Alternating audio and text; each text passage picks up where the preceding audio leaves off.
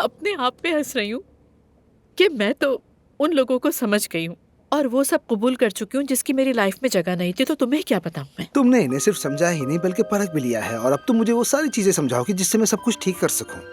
तुम्हें ऐसा लगता है? सही कहा। हाँ एलिफ, वैसे इस वीकेंड पर मेरी अजमेर में परफॉर्मेंस है, तो मैं कमरे की डेकोरेशन के लिए नहीं आ सकूंगा। कोई मसला तो नहीं है ना? नहीं यार, कोई मसला नहीं है। देखो, मैं जिमिल और दुआ से मदद ले लूंगी, सब काम हो जाएगा, फिक्र मत करो। चलो शुक्र है मसला हल हुआ। तुम्हें खुश देखकर मैं काफी खुश हो रही हूँ, वरना तुम तो बिल्कुल एक जिंदा लाश की तरह बने हुए थे। अब मैं ठीक हूँ, खुद को संभाल लिया है और हालात भी बेहतर हो रहे हैं। तो यानी मसला काम का ही था?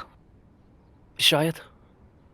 उम्मीद है सब अच्छा ही रहेगा। तुम परेशान मत हो, अब तुमने स्पीड पकड़ ली है, सब कुछ जल्द ठीक हो जाएगा। मैं आ गई। आओ, खुशामदीद। अस्सलाम वालेकुम। वालेकुम सलाम। क्या हो रहा है भाई? ये बात तो हमें तुमसे पूछनी चाहिए, अचानक यहाँ पे कैसे आना हुआ? अजलान मेरे दरवाजे पर खड़ा था। क्या? अच्छा सुनो, मैं उनाल खानदान की कोई बात नहीं सुनना चाहता, मुझे बाहर कुछ काम था, मैं चलता हूँ। See you guys, bye bye. Okay, खुदा हाफिज। Okay, bye bye. अब बताओ शहजादी, मसला क्या है आखिर? अपनी जिंदगी में चाहता है। मजाक कर रही हो ना? बिल्कुल नहीं। हाथ जोड़े, मिन्नतें की, रोया मेरे सामने। यार वाकई में इन मर्दों को समझना बिल्कुल इम्पॉसिबल है।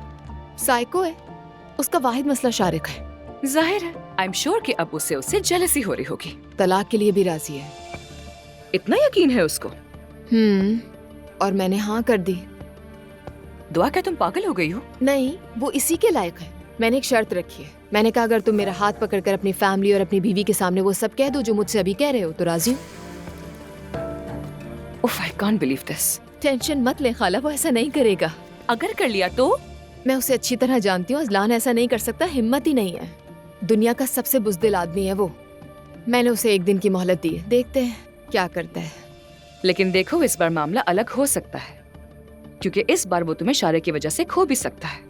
खाला, उसने मुझे धोखा दिया है। कितने हफ्ते तक मुझसे झूठ बोलता रहा मेरे मुंह पर। उसमें इतनी भी हिम्मत नहीं थी कि वो मुझसे अपने अफेयर के बारे में एतराफ कर ले। तो वो अपनी फैमिली के सामने ये सब कैसे कह सकता है? कभी नहीं बोलेगा वो।